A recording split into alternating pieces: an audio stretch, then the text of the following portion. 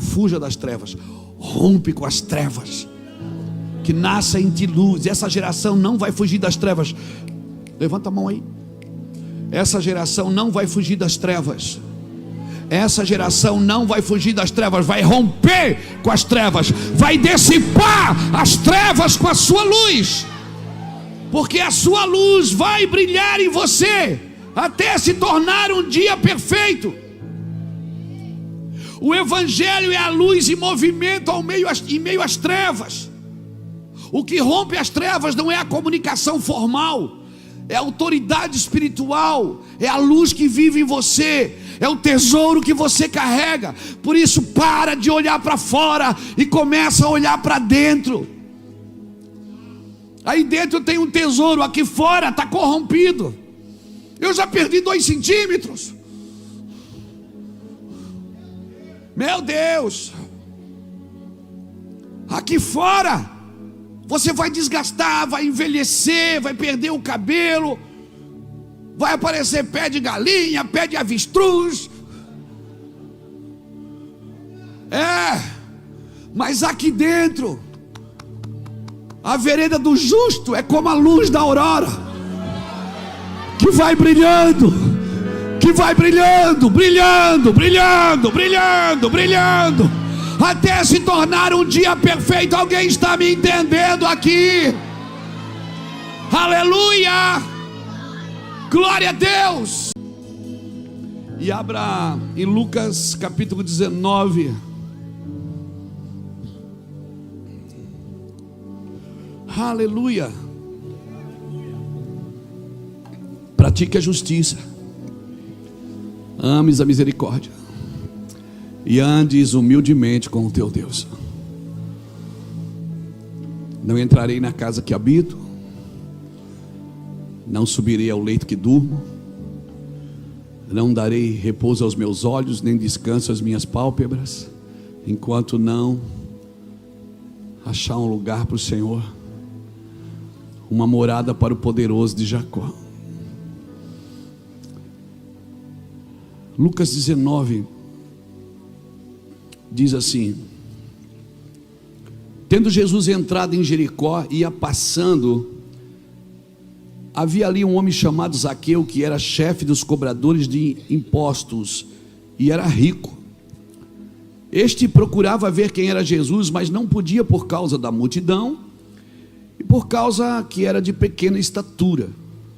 Então, correndo adiante, subiu um sicômoro, algumas traduções dizem uma figueira brava, para vê-lo, já que havia de passar por ali. Quando Jesus chegou àquele lugar, olhou para cima e disse: Zaqueu, desce depressa, hoje me convém pousar na tua casa. Apressando-se, desceu e o recebeu com alegria. Todos os que viram isto murmuravam, dizendo: pecado. Disse-lhe Jesus: hoje veio a salvação a esta casa, porque também este é filho de Abraão, pois o Filho do Homem veio para buscar e salvar o que se havia perdido. Obrigado, Jesus, pela tua palavra. Eu quero gastar alguns minutos antes da ceia. Irmãos, tem situações que você vai ver muitas vezes Jesus quebrando a regra da Torá para abençoar pessoas. A Torá, por exemplo, dizia que você não podia tocar o leproso, e você vai ver Jesus tocando o leproso. E todo mundo que confrontava Jesus, principalmente os fariseus, eles usavam a Torá para isso. Eles diziam: mas está escrito. Eles tinham base para confrontar Jesus. Então, vai ter um momento que você vai ter que, talvez, não é quebrar princípio, não é perder os valores, mas vai ter momentos que você vai ter que quebrar a regra e focar nas pessoas. Você pode ter que quebrar regras para poder tocar em pessoas. Assim como Jesus fez com o leproso, como eu disse aqui, ele tocou quando a Torá dizia que não podia tocar. Às vezes eu penso que quando Deus falou para Abraão e disse assim: Abraão, sai da tua tenda. E olha, se você ler Gênesis capítulo 15, você vai ver uma coisa, que Deus mandou Abraão olhar para as estrelas do céu e contá-las. Só que era de dia. Não tinha estrela. Ainda que tivesse, não dava para contar. Agora, contar a estrela de dia é pior ainda. Porque depois a Bíblia diz que houve densas trevas. Então, se houve densas trevas depois, então quando Abraão sai da tenda, e para contar a estrela era de dia, não era de noite. Essa palavra sai da tenda, eu quero entender que ela está me tentando dizer o seguinte: sai da tua mentalidade, eu quero mudar a sua identidade, para você poder mudar o seu comportamento. Irmãos, é muito difícil mudar o comportamento se Deus não mudar a nossa identidade. Por isso que é necessário nascer de novo. É necessário nascer de novo. Jesus falou isso para Nicodemos, que era um dos principais da sinagoga. Porque se eu não nascer de novo, se eu não tiver uma nova identidade, assim, eu não vou entender como que eu tenho que me comportar. Então eu acredito que quando Deus fala para Abraão, sai da tenda, Ele está dizendo, sai da sua mentalidade e vem descobrir o que eu tenho para você, o que eu escondi em você. Porque é do caráter de Deus esconder coisas preciosas. Tudo que é materialmente precioso está escondido na terra. O petróleo está escondido na terra, o ouro, a prata, o bronze, o diamante, as pedras preciosas, está tudo na terra. Você tem que tirar e garimpar para achar essas coisas. Tudo que é materialmente valoroso está escondido na terra, mas tudo que é espiritualmente valoroso está escondido no homem. Deus escondeu no homem, e às vezes a gente quer coisas espirituais e a gente procura em outra pessoa. Um homem espiritual, uma mulher espiritual que vai te ajudar, não vai ajudar a espiritualizar você, vai ajudar você a se descobrir, porque tudo que você vai ser, vai ter e vai fazer já está com você. Por isso que Eclesiastes diz que Ele escondeu a eternidade no coração do homem. Lucas capítulo 17, versículo 20 e 21, diz que muitos dirão, o reino está aqui, o reino está ali. Ele disse, não acreditem, porque o reino dos céus não vem com aparência visível, o reino dos céus está dentro de vós. Se você olhar para 2 Coríntios 4, de 1 a 7, principalmente o versículo de número 7 de 2 Coríntios 4, Paulo, ele afirma isso, ele diz, nós temos um tesouro no vaso de barro, para que a excelência do poder seja de Deus e não nossa. E aí no verso 8 ele começa a dizer, em tudo eu sou atribulado, porém não angustiado, perseguido, porém não abatido, perplexo, porém não desanimado, levando no meu corpo o morrer de Cristo, para que a vida de Cristo também esteja na minha carne mortal. Por isso que o meu homem exterior se desgasta, se corrompe, mas o meu homem interior se renova a cada dia. Paulo está dizendo o seguinte, eu tenho um tesouro no vaso aqui dentro. Eu tenho um tesouro, o vaso é de barro. Por isso que quando você morreu, o que é da terra volta para a terra, o que é de Deus volta para Deus. Amém? Você não vai ver nenhuma vez Jesus dizendo que ia para o céu. Jesus dizia, eu vou ao Pai. Então veja bem, Paulo está dizendo, em tudo eu sou atribulado, porém não angustiado, perseguido, porém não desanimado, abatido, né? Porém não destruído. Paulo está dizendo o seguinte, o tesouro está aqui dentro, a minha vida está aqui fora, mas o tesouro está aqui dentro. Então eu sou atribulado aqui fora, porém não sou angustiado aqui dentro. Eu sou perseguido, mas não sou abatido. Sou perplexo, mas não sou desanimado. Ou seja, Paulo está dizendo o seguinte, as coisas que acontecem por fora de mim não podem abalar quem eu sou aqui dentro. Por isso que ele diz, ainda que o meu homem exterior se corrompa, se desgaste, o meu homem interior se renova a cada dia. Aqui fora você pode fazer maquiagem, você pode fazer plástica, pode esticar para onde você quiser, vai se desgastar. Por quê? Porque a Bíblia diz que é assim. Essa palavra corrompe vem de desgaste. A carne vai enfraquecer, não é? Eu me assustei esses dias, porque eu meço 1,83 m. Eu fui no médico esses dias fazer um check-up uma vez. Ele disse 1,81 m. Eu digo, não, está me roubando 2 centímetros. Não, mas é que você vai envelhecendo, a cartilagem, não é? Ah, tá rindo do quê? Você vai envelhecer também. E tomara que você fique, ó, bem pequenininho.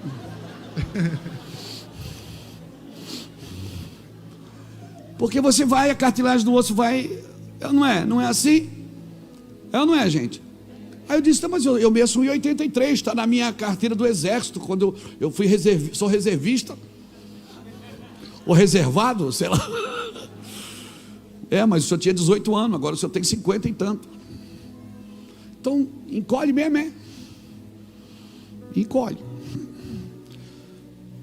Mas fique tranquilo, porque as coisas de fora não definem quem você é aqui dentro.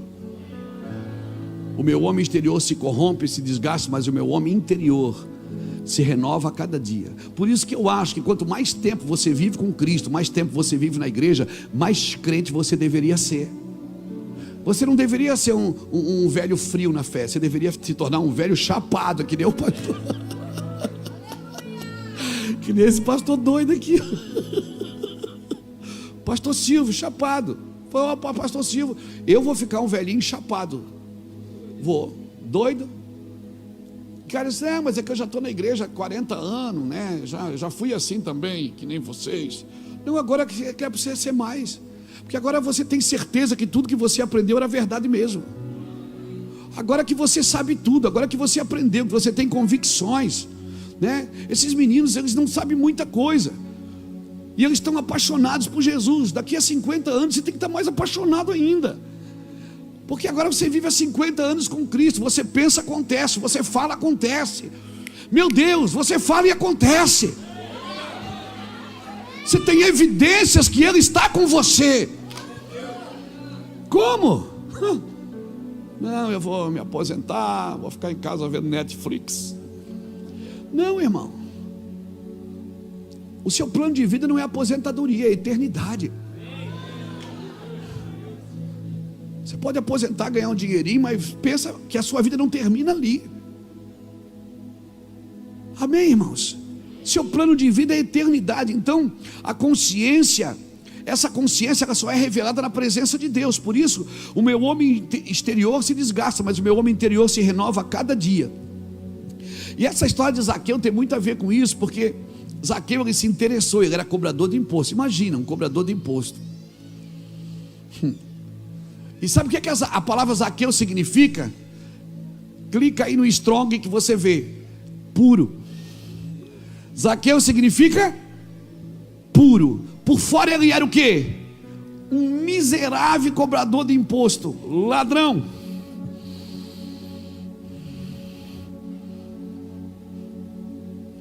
Mas por dentro ele era. Quando Jesus olhou, Jesus viu o cobrador de imposto.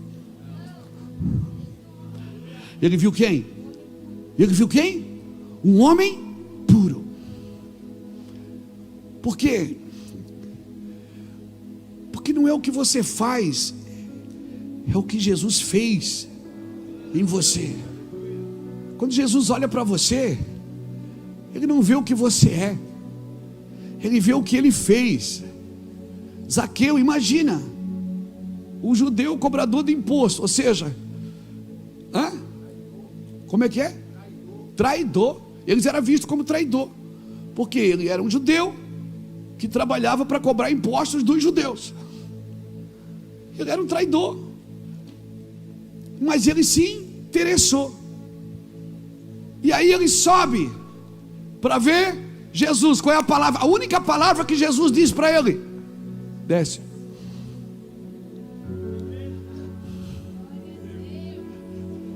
Ele disse: eu vou subir aqui e vou ver. E Jesus: ei, desce. Eu vou falar com você na sua estrutura, eu vou falar com você na sua estatura, eu vou tratar de você no seu tamanho.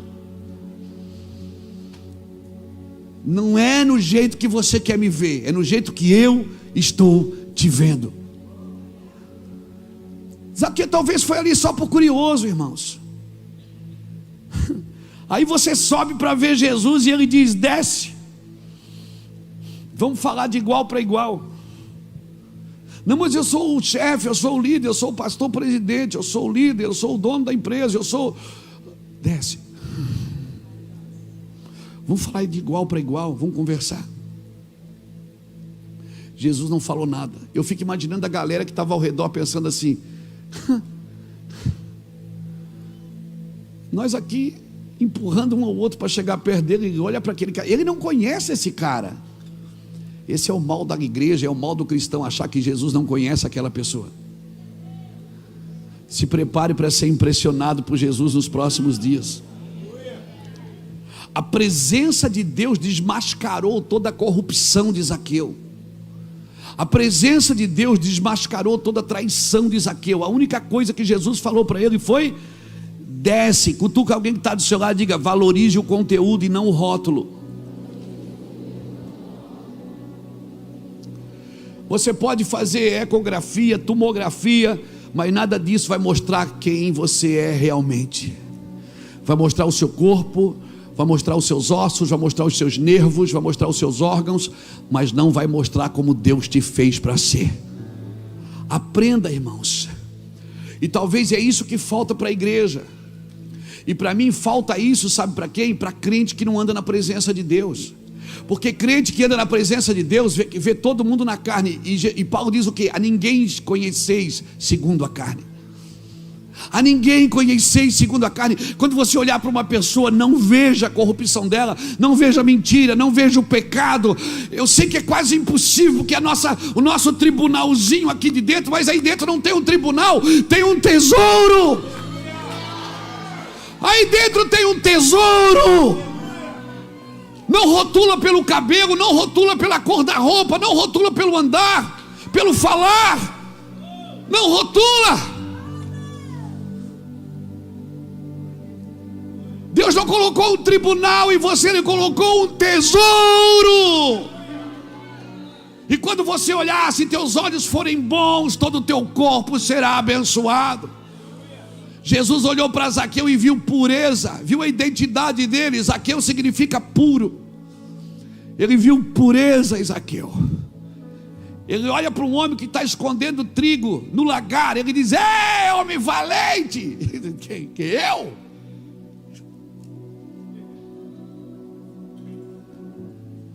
Porque Deus não vê como vê o homem. O homem vê o que está diante dos olhos, mas Deus vê o que está no coração. Por isso que Deus precisa urgentemente que você ande na sua presença. Por quê? Para você olhar as pessoas segundo o Espírito e não segundo a carne. Você precisa olhar para as pessoas e ver vida de Deus nelas. Muitos viram a Jesus, mas nunca conseguiram ouvir o Cristo. Eles não viam o Cristo dentro de Jesus. Eles sabiam que Jesus era o filho do Zé e o filho da Maria, mas eles não conseguiam ver o Cristo, o Messias. Mas João Batista um dia olhou e disse: eis o Cordeiro de Deus que tira o pecado do mundo. Ele viu o Cristo dentro de Jesus. Se você anda na presença de Deus, sabe o que Deus vai gerar em você? Pureza. E que é a promessa para os puros. Os puros, eles verão a Deus, irmãos. Aleluia. Por isso que eu quero ser amigo de pecadores, Saulo. Pode falar, o Hermínio é amigo de pecador. Eu sou mesmo. É verdade. Eu sou amigo de pecadores. Essa é a fama que eu quero levar para a sepultura. Por quê? Porque eu quero olhar para as pessoas, eu quero ver vida. Porque aquilo que ela está fazendo não define o que ela é. Um homem puro vai ver Deus em você antes de ver a sua corrupção, antes de ver a sua carne, antes de te conhecer na carne. Por isso, invista tempo, e eu ouso dizer, invista recurso em quem olha para você e vê mais do que você tem a capacidade de mostrar. Invista vida. Quem consegue ver o Cristo em você, naqueles que te olham e não vê somente pó. Por isso Deus precisa de homens, filhos. Tem lugar que só os filhos vão acessar, irmão, os evangélicos não vão. Tem um lugar que é só os filhos que vão acessar. Deus, quando olhou ali ele falou o que sobre Jesus? Quando estava Jesus, Elias, Moisés, ele disse: este é meu filho amado, em quem a minha alma se compraz, a ele ouvi. Olha os atributos do filho. Este é meu filho, Deus afirmando, ele é meu filho. Segundo atributo, ele é amado. Filhos de Deus são amados, irmãos, e são amáveis, não são amargos. Filhos de Deus não são amargos, eles são amáveis. Terceiro atributo, em quem a minha alma se compraz, ou seja, eu tenho confiança nele. Deus está falando, eu confio nele. E o terceiro atributo de um filho de Deus, a ele ouvir, ou seja, ele me representa. Pode dar sua cabeça para ele orar, ele me representa. Por isso, o filho de Deus, mais do que ser crente evangélico, mais do que ter uma carteira ou uma credencial evangélica, é só Deus que pode dizer para você se ele é um verdadeiro filho. Ele é amado, Deus confia nele, e Deus disse, quando ele fala vocês ouvem, porque ele me representa. Irmãos, isso é tão forte para mim, minha alma derrete diante dessas verdades. No meio do jardim tinha a árvore da vida, mas lá também tinha uma árvore que a Bíblia chama de árvore do bem e do mal, e ninguém quer o mal pelo mal, todos querem o bem que existe no mal. Mas deixa eu te falar, não existe bem dentro do mal. Quem usa drogas não quer ser viciado, irmão, só quer ter o prazer delas. A árvore do bem e do mal, você poderia dizer, mas Adão comeu, a Eva comeu, eles poderiam ficar bem, porque agora eles são conhecedores do bem e do mal. Mas deixa eu te falar, o que te liberta não é o bem, é a verdade. Deus te liberta com a verdade para que você pratique o bem. Muitas pessoas, para viver bem, negociam a verdade, não negociam a verdade para ter uma vida boa, porque o que te guarda é a verdade. E conhecereis a verdade, e a verdade vos libertará. Não é o bem que te liberta. Tem muitas pessoas vivendo bem, mas não estão vivendo em verdade. Deus não procura os que adoram bem, Ele não procura quem adora bem, Cris. Ele diz, eu procuro verdadeiros adoradores que adoram em espírito e em verdade. Por isso que lá na praça um bêbado pegou o microfone, porque ele vive e a glória vem, porque o espírito dele, embora ele está vivendo um engano, uma mentira, embora ele está vivendo uma vida miserável. Aí você diz, como um bêbado pode adorar a Deus? Porque o espírito adora em verdade. E às vezes quem adora bem só adora na sua performance, não adora na sua essência. A árvore era do bem e do mal, e eles não deveriam comer. Não é quando você descobre o bem e sim a verdade que você é transformado. Quando você descobre a verdade, você fica parecido com o seu Senhor. Então cutuca alguém que está do seu lado e diga, não troque a verdade pelo bem. Se tiver que escolher entre viver bem e viver a verdade, viva a verdade. Diga para ele, se tiver que escolher entre viver bem e viver a verdade, viva a verdade. Sabe que muitas vezes Deus vai precisar te libertar do bem? Como é que é, pastor? Deus vai ter que te libertar do bem. Em muitos casos Deus tem que nos libertar do bem para nos trazer de volta para a verdade. Porque o bem pode te tirar da verdade. Ninguém quer o mal, e sim o bem que está no mal. Pedro, quando quis morrer no lugar de Jesus, ele disse, não, Senhor, eu morro no teu lugar. Ele queria o mal de Jesus? Não, ele queria o bem. Mas Jesus disse, para trás de mim, Satanás, isso não é a minha verdade. Não busque o bem das pessoas. Como que não? Não, busque verdade para elas. Porque se elas aprenderem a viver na verdade, elas vão praticar o bem. Então, quando elas experimentarem a verdade que Deus tem para elas, então certamente elas experimentarão e viverão bem. Marta, quando estava fazendo a comida, servindo, o que ela estava fazendo era bom ou mal? Era bom, mas Jesus disse: a Maria escolheu a verdade. O que você quer é bom, mas a Maria escolheu a verdade. Pedro e João, quando o paralítico estendeu a mão e pediu uma moeda, a coisa boa a se fazer qual era? Era dar uma moeda. Mas eles não fizeram o bem. Eles escolheram a verdade, disseram: levanta e anda. Então, quantas pessoas que pregam o evangelho aqui? Quantos de vocês são pregadores do evangelho? Por favor, não queira só o bem das pessoas. Talvez pessoas vão ficar tristes com você.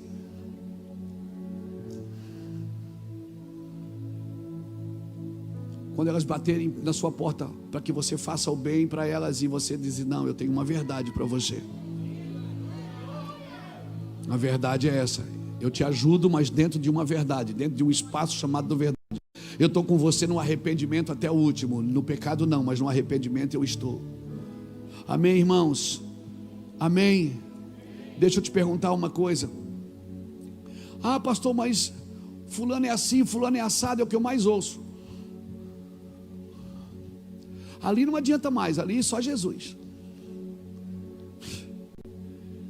Quantas vezes você já ouviu essa expressão? Deixa eu te falar uma coisa. Noé, em um momento ele tomou um porre, mas Noé não era um bêbado. Em um momento Abraão mentiu, mas Abraão não era um mentiroso. Teve um momento da vida que Davi adulterou, mas Davi não era um adúltero. O problema é que um pouquinho de coisa ruim estraga muita coisa boa. Por isso que Eclesiastes diz que quando a mosca morta cai dentro do perfume do perfumista, ela exala mau cheiro. Mas um pouco de astutícia pesa mais do que a sabedoria e do que a honra. Então um pouquinho de coisa ruim pode estragar muita coisa boa. Por isso, se proteja. Mas você não é definido por um momento. Talvez você esteja vivendo um momento ruim, mas o momento não define você. O momento não define você. Deus tem uma palavra eterna para você. Noé não era um bêbado, ele bebeu um dia. E aquilo custou caro. Custou a maldição da terceira parte da geração. Davi adulterou. Mas Davi não era um adúltero. Deus ainda o chama de um homem segundo o seu coração. Abraão mentiu, mas Deus ainda o chama de pai da fé. E Deus é tão maravilhoso que ainda permitiu Tamar, Batseba, a mulher que engravidou do sogro, Tamar, que engravidou de Judá, Batseba, que engravidou de Davi, Raabe, a prostituta de Jericó, e Ruth, que nem parte da linhagem judaica fazia, e Deus permitiu que elas fizessem parte da genealogia de Jesus, para dizer para a humanidade uma coisa: o momento não define quem você é. Talvez você está passando um momento difícil, o desemprego bateu na sua porta, a família perdeu o rumo, o filho desviou, a filha separou. Meu Deus, que luta. Mas isso não define quem você é. Não define. Hoje, sabe o que Deus diz para você? Desce. Eu quero ir para a tua casa. Eu quero ir para a tua casa. Todo mundo pode estar te chamando de traidor, mas eu te vejo puro. Porque quando Deus olha para você, Ele não vê você, Ele vê o sangue da cruz. Quando Deus olha para você, Ele não vê a sua corrupção, Ele vê o sangue. Ele vê Jesus que está à direita de Deus, que intercede por nós. Deus diz: olha esse cara aí. Jesus só faz assim: Pai,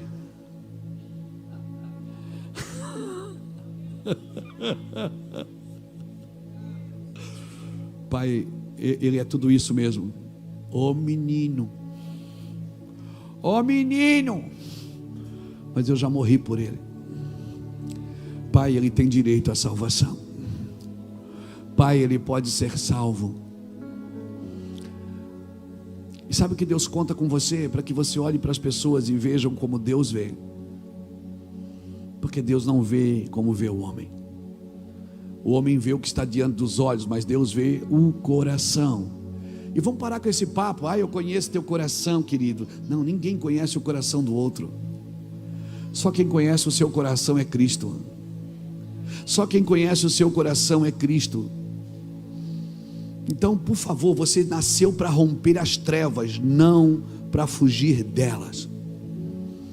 Não fuja das trevas, rompe com as trevas. Que nasça em ti luz. Essa geração não vai fugir das trevas. Levanta a mão aí. Essa geração não vai fugir das trevas. Essa geração não vai fugir das trevas. Vai romper com as trevas. Vai dissipar as trevas com a sua luz. Porque a sua luz vai brilhar em você até se tornar um dia perfeito. O Evangelho é a luz em movimento em meio às trevas. O que rompe as trevas não é a comunicação formal, é a autoridade espiritual, é a luz que vive em você, é o tesouro que você carrega. Por isso, para de olhar para fora e começa a olhar para dentro. Aí dentro tem um tesouro, aqui fora está corrompido.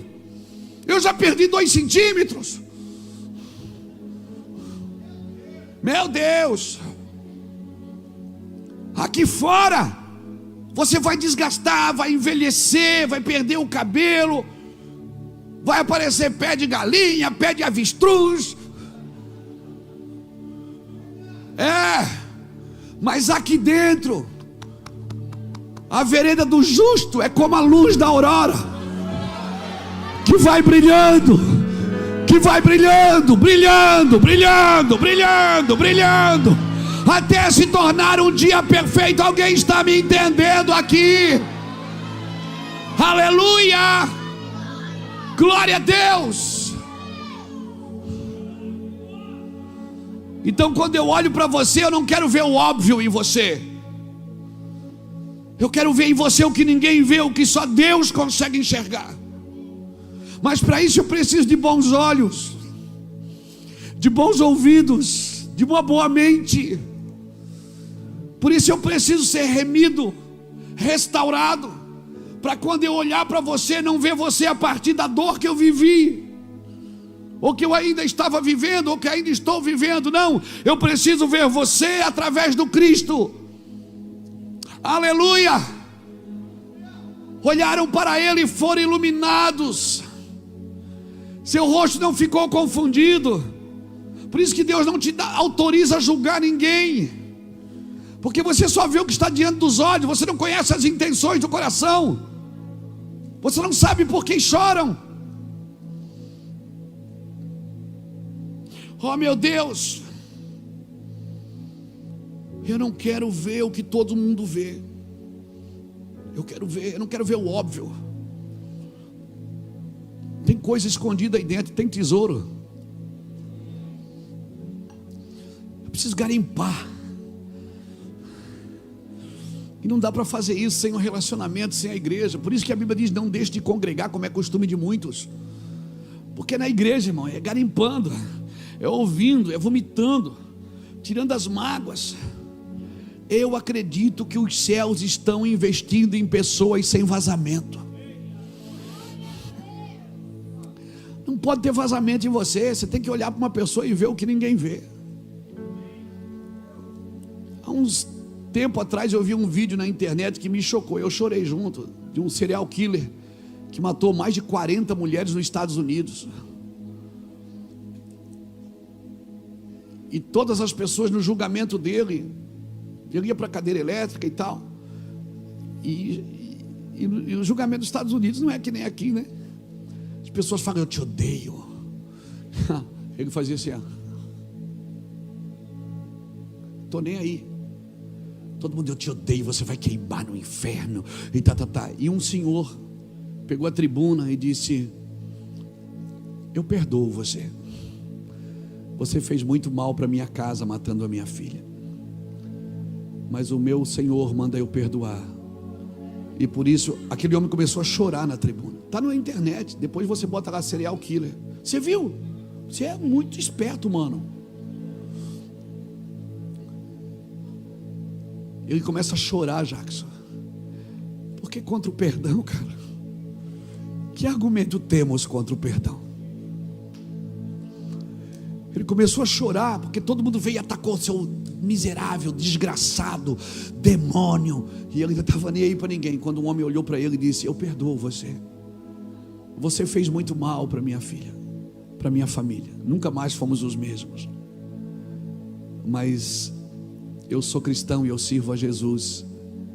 E eu perdoo você. Eu te libero. Aquele homem começou a chorar compulsivamente no tribunal. Aquele matador, assassino, miserável.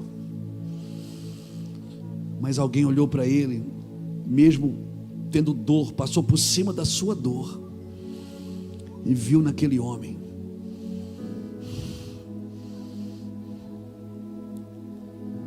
uma coisa que só Deus pode ver, irmão. Cadê os homens que vão olhar para as pessoas e ver o que Deus vê nelas?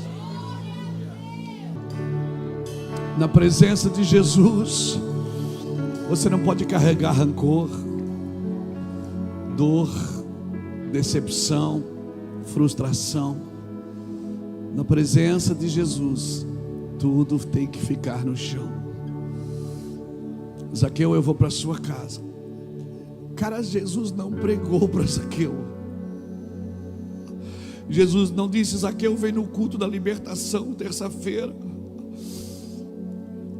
A presença de Jesus na casa de Zaqueu. Zaqueu ficou tão constrangido e disse: Senhor, eu sou ladrão. Ele disse: ok, Zaqueu. Eu disse: Senhor, eu quero repartir os meus bens com os pobres. E um monte de gente na porta dizendo assim: ah, se ele fosse profeta ele não sabia, ele saberia quem é esse cara. E Zaqueu lá apavorado: Senhor, eu quero dividir meus bens com os pobres. Eu quero restituir de todo mundo que eu tirei 4 vezes mais. E Jesus não pregou nada para ele. Foi só a presença de Jesus naquela casa. Jesus olhou para os discípulos e disse: hoje entrou salvação nessa casa. Sabe por quê? Porque esse aí também é um filho de Abraão. Quem é você para achar que Jesus não pode perdoar quem você não perdoa? Quem é você para achar que Jesus não pode perdoar quem você quer vingança?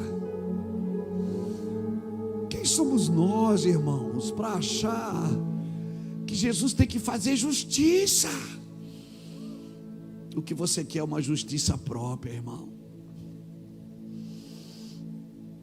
Na presença de Jesus não tem lugar para o ladrão. Não tem, não. O ladrão vira puro. Por isso que aquele ladrão da cruz, Jesus disse: hoje a gente vai estar junto, fica tranquila.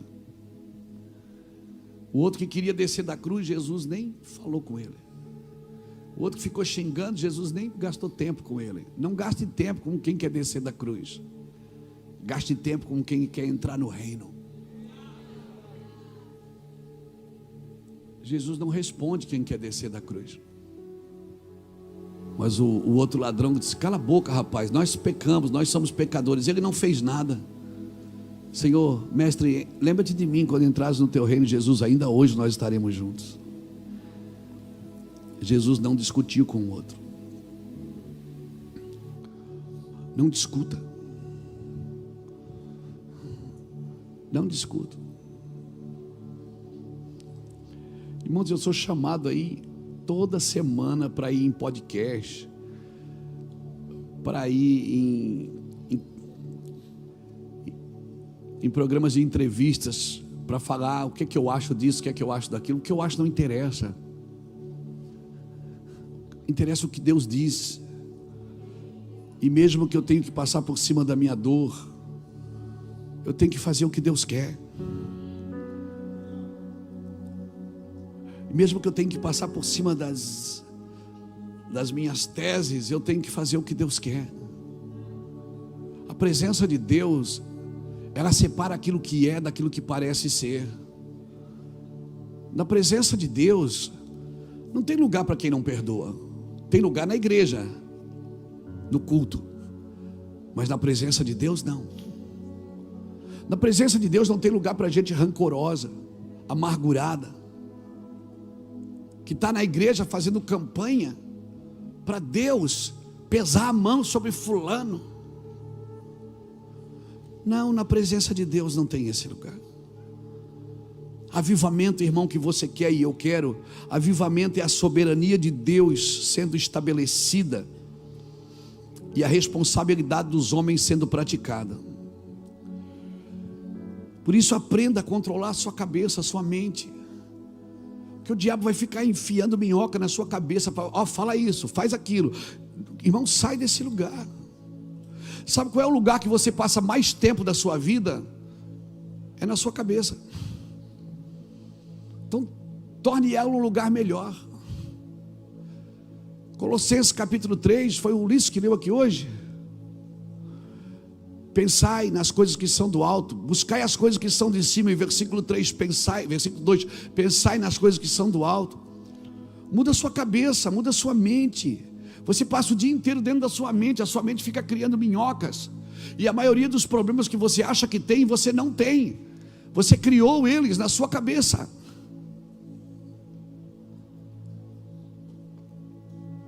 Por favor, a mente de Cristo vai te dar os olhos de Cristo. Então não pense mal das pessoas. Mas eu já pensei bem do irmão e me decepcionei. Mas amar é correr riscos. Amar é correr riscos. E você vai se decepcionar de vez em quando. E vai se decepcionar com quem você ama. Por quê? Porque é a maneira segura de Deus se tornar cada dia mais humilde. É a pedagogia de Deus, é o alfinetinho de Deus furando o seu orgulho. Presença de Deus, irmãos, não é para fazer shows pirotécnicos de expressões, de dons e de unção. Não, tudo isso é legal, a gente pula, dança, ora pelas pessoas, elas são curadas. Cara, você fala uma coisa e acontece. Você viu as coisas como Deus funciona? O cara sai do cartório, marca o casamento, já vem aqui, já ganha. Já ganha, como é que chama aquilo? É o vídeo. Make off. Ganhou tudo, né, Davi? Ele diz, eu saí do cartório hoje, uma vez. Eu fui pregar em Fortaleza. Estava lá em Fortaleza, lá no 7 de setembro. Fui lá, estava eu, o pastor Luciano Subirá, Marcelo Jamal, o Djalma Toledo. Eu estou em casa, arrumando a minha mala, saí cedo. E aí, tinha uma caixinha lá em casa que a gente tinha de algumas alianças que a gente ganha. Às vezes a pessoa tira o anel, dá pra gente, tira a aliança. Eu peguei 2 alianças e botei nesse bolsinho da calça aqui, ó.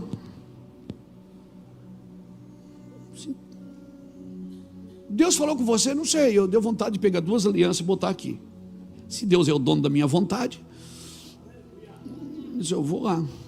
Botei aqui 2. Botei, fui.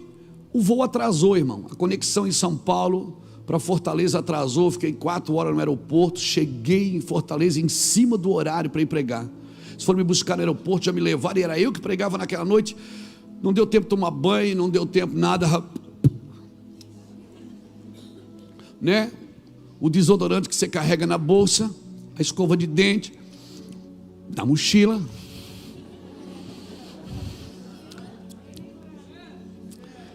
Cala a boca, irmão. Não atenta às pessoas. Aí subi, estou pregando, pastor Salva. Eu estou pregando. No meio da mensagem, o Espírito Santo assim, não esquece das alianças. Eu digo, aliança? Aliança. E eu fiquei pregando com aquilo, aliança. Aí veio. Eu disse, irmão, tem alguém aqui que é casado e não tem aliança? Aquele só escutei 2 gritos no auditório. Crente gosta, né, irmão, de gritar, né, que nem a gente. E gritaram, aí o pastor fez assim, eles casaram hoje. Eles trabalhavam numa igreja de obreiros, se casaram, o pastor levou eles no cartório, eles casaram, fez o casamento deles, eles não tinham aliança. Eu disse, eles não têm aliança? Não! Mas quando que eles casaram? Hoje! Mesma coisa. Nós viemos do cartório direto para a conferência. Eu digo, então daqui, peguei a aliança do bolso, traz eles aqui. Peguei a aliança, botei no dedo do cara e no dedo dela e não coube. Eu digo, e lua de mel? Não, pastor, se não tem aliança, não tem lua de mel. Não, vai ter que ter lua de mel. Levantamos uma oferta na hora para lua de mel. E todo mundo ficou olhando, cara, como é que você trouxe essa aliança? Eu digo,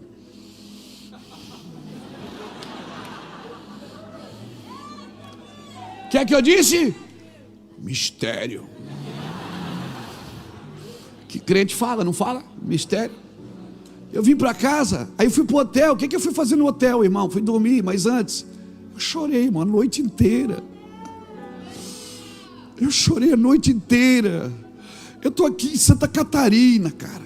O cara casou lá, dentro de uma casa de recuperação com um pastor, sem dinheiro, e Deus preocupado com a aliança do cara.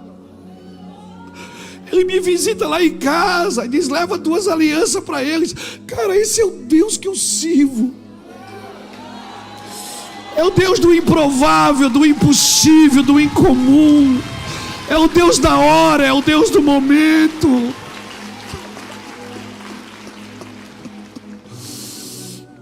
Que loucura é essa, irmãos? Como não ser grato? Como não ser reverente a um Deus assim? Como não tratar o sagrado como sagrado, o santo como santo?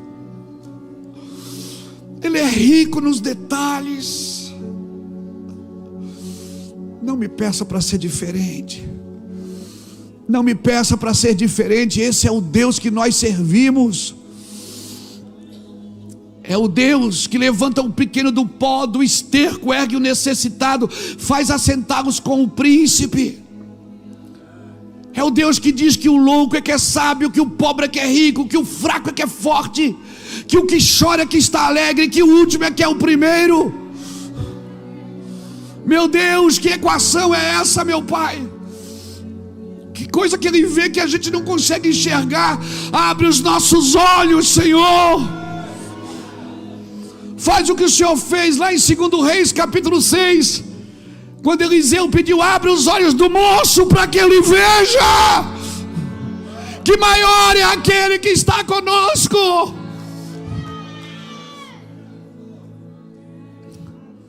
Ei, Brasil, acorda. Não é um presidente que vai mudar essa nação, é uma igreja que vê como Deus vê, que ouve como Deus ouve, que faz como Deus faz, que anda como Deus anda, que vive como Deus vive. Alguém está me entendendo aqui? Aleluia! Eu creio nisso de todo o meu coração, irmãos. O que vai mudar essa nação não é um presidente, não é um partido político, é uma igreja que vê.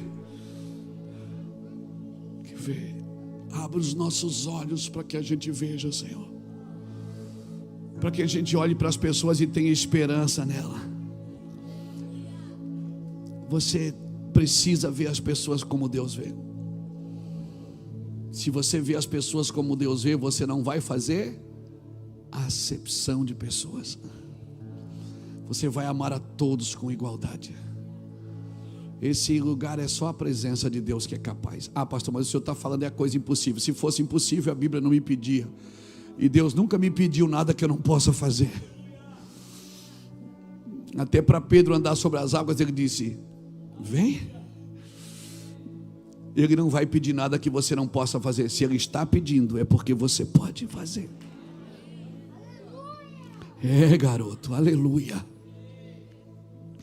Você quer pregar amanhã? Bora pregar nós dois amanhã? Me ajudou um monte hoje aqui. Aleluia. Nós vamos cear agora. E eu não posso olhar para essa mesa. Jesus não tirou nem o traidor da mesa, porque Jesus olhou para ele e não viu um traidor. Jesus disse o que para ele? Amigo, faz o que tu tens para fazer, mas faz rápido. Quem é meu amigo? Meu amigo é quem me ajuda a ir para a cruz, quer me faça bem, quer me faça mal. Está me ajudando a ir para a cruz? É meu amigo. Então, amigo, pode bater em mim à vontade, não tem problema. Você está me ajudando a ser mais crente. Pode perseguir à vontade, amigo. Você está me ajudando a ser mais crente. Pode enganar, pode mentir, pode caluniar, pode falar coisas que eu não sou, que eu não fiz. Porque você está me ajudando a ir para a cruz. O cara que queria morrer no lugar de Jesus, Jesus chamou de demônio. Mas o cara que empurrou ele para a cruz, ele disse: amigo, nós vamos cear agora.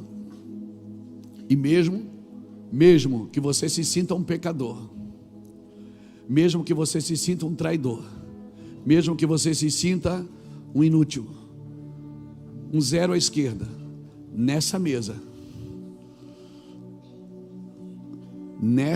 você é convidado. Porque essa mesa é a mesa do perdão, não é a mesa da condenação. É a mesa que Jesus olha para você e diz: amigo, estamos junto. Estamos juntos. Ah, que culto glorioso esse, irmão. Onde o temor do Senhor vem e se aloja na gente. Você vai pegar a ceia sentadinho. E eu vou pedir uma coisa para você. Você já entregou seus filhos, já entregou sua oferta, está entregando seu coração todo dia, está desesperado aí para ir embora orar. Hoje é um bom dia para fazer isso. Mas quando você pegar o pão e o cálice aí, fecha os olhos, abraça bem isso e diz: obrigado, Jesus. Brilha a tua luz diante de mim, Senhor, e abre os meus olhos para que eu veja. Se tem uma coisa que eu quero, irmãos, é ver. Eu quero ver como o meu Senhor vê. E eu não quero ver o óbvio. Então esteja rendido para conhecer, perseverante para conquistar, manso para herdar. Os mansos herdarão a terra. A terra não herda quem briga por ela, mas quem vive em paz. Quem herda a terra conhece o seu lugar. Os mansos herdarão a terra. Na presença de Deus você vai aprender a ter comportamentos seguros. Quando você estiver com raiva, não responda. Quando você estiver feliz, não faça promessas. Porque na felicidade a gente atropela sem palavras. Quando você estiver cansado, não desista. Quando você estiver triste, não tome decisões importantes triste. Fica quieto. E quando você estiver com problemas, não procure um culpado. Assuma. Amém, irmãos? Não viva nessa que nós chamamos aqui de a neurose evangélica. O que é uma neurose evangélica? É quando você tem atos repetitivos sem bases racionais. Quando você fica discutindo com pessoas que não aceitam a verdade. Discutir com pessoas que não aceitam a verdade é como dar remédio para quem está morto. Não adianta dar o remédio, não tem mais efeito. Então não discuta. Qual é o lugar que Jesus deveria ensinar sobre adoração? Era Jerusalém, e ele ensina onde? Primeira vez que Jesus fala de adoração, ele ensina ao lado de um poço para uma mulher que já teve 5 maridos e o que ela tinha não era dela. É ali a primeira vez que a Bíblia fala de adoração. Cara, que Jesus impressionante é esse? Que Jesus impressionante. O lugar de que ele deveria ensinar sobre adoração deveria ser o templo, e não em Samaria, um lugar contaminado, que nem os judeus gostavam de ir lá e de estar lá e de falar de lá e falar com alguém de lá. Até quando Jesus falou em João 4 com a mulher disse: por que tu falas comigo? Eu sou uma samaritana, ou seja, eu não sou da tua igreja, eu não acredito como você acredita, eu sou samaritana. Ele disse: ah, mulher, se tu soubesse quem fala contigo, quem te pede.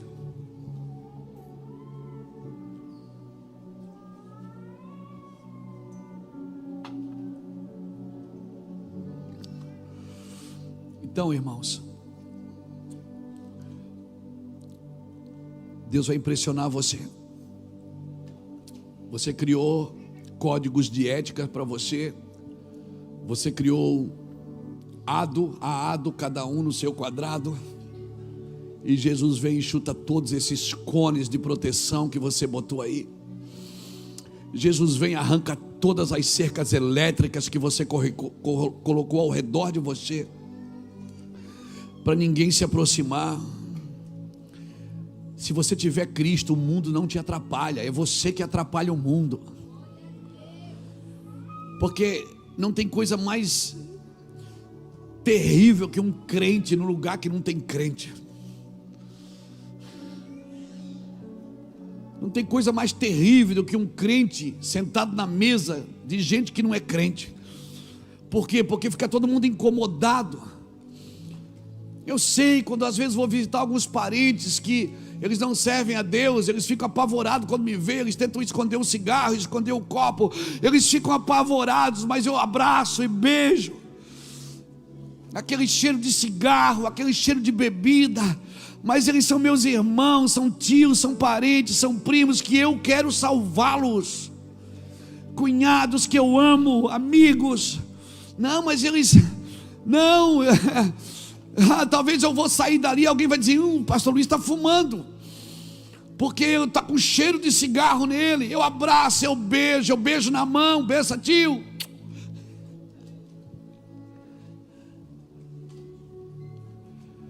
Aleluia.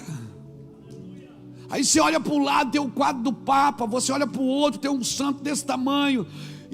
Eu fico imaginando um crente que vai lá, que não tem sabedoria para lidar com isso, fica apavorado. Não, porque eles não servem a Deus. Deus não chamou você para servir a Ele, chamou você para representá-lo. Para você ver pessoas como Ele vê. Você julga, condena a religião de todo mundo. Deus não diz que você tem que concordar com tudo, você não precisa concordar.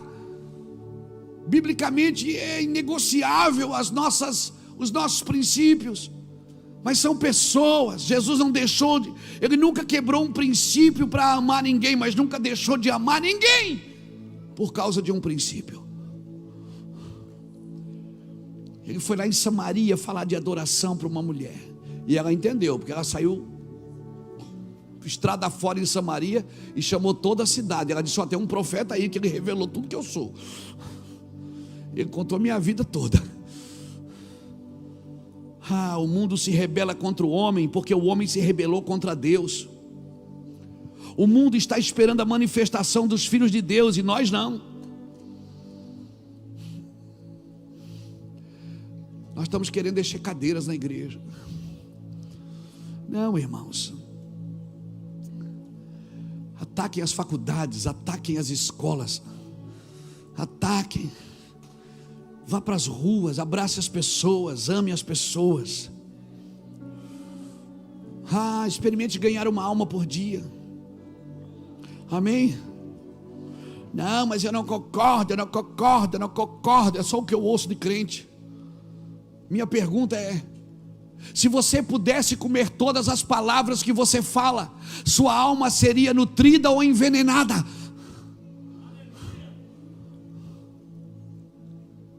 Se nós pudéssemos comer tudo que falamos, se um dia Jesus servisse a mesa com todas as palavras que dissemos, e dissesse come, a nossa alma seria nutrida ou envenenada? E se Jesus parar na sua frente, encher um lençol de coisas imundas, que para você é imundo, aos seus olhos são imundos, e Jesus disser para você mata e come, o que é que você faz? Você vai dizer: está amarrado, Jesus, sai daqui, diabo. E Jesus diz: quem é você para chamar de imundo aquilo que eu santifico? Eu sonho com uma igreja assim. É claro que se aparece uma igreja assim, as pessoas vão dizer que ela está desviada.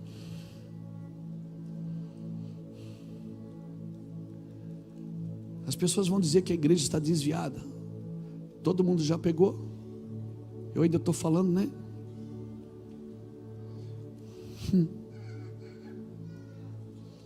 Então, eu vou parar aqui, chega, deixa aqui para amanhã.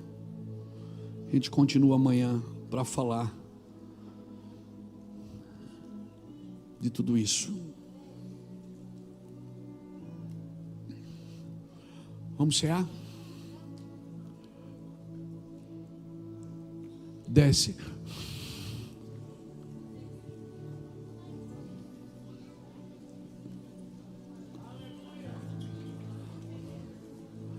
Desce. Me convém ir para sua casa hoje. Me convém entrar lá na sua casa e acender uma luz. Me convém ir lá, diz o Senhor para você.